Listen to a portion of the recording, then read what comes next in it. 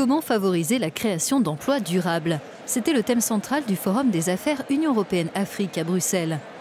Cet événement, initié par la Commission européenne, est une illustration de son plan d'investissement extérieur.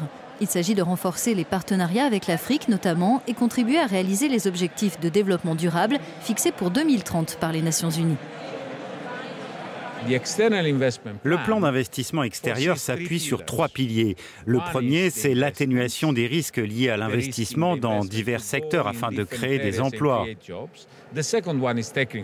Le deuxième, c'est l'assistance technique et cela consiste à préparer le terrain des affaires, le rendre plus propice aux investissements. Et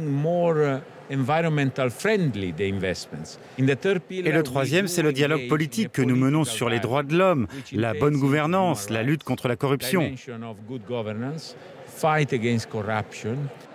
En plus de l'aide au développement, 3,35 milliards d'euros de fonds européens seront consacrés à ce plan d'ici à 2020. Ce qui permettra, avec le renfort du secteur privé, de mobiliser jusqu'à 44 milliards d'euros d'investissements supplémentaires. Une initiative saluée par l'Union africaine.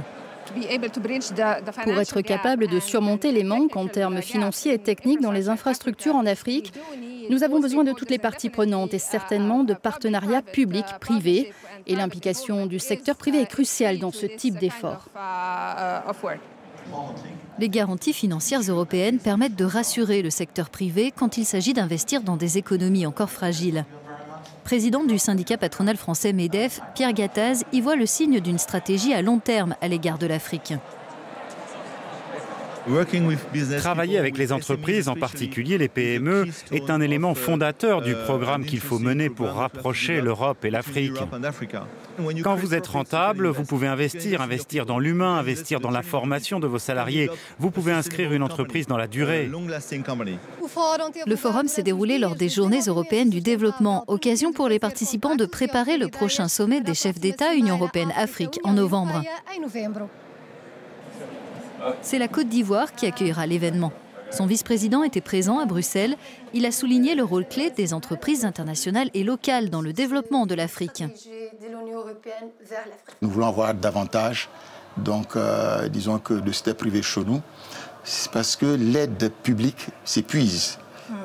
Il faut, disons que faire en sorte, en créant le climat des affaires qui est favorable, avoir davantage d'entreprises qui s'installent en liaison avec ceux qui sont donc sur place, non seulement pour la création d'emplois, mais aussi pour le transfert de know-how des pays développés vers les pays en développement.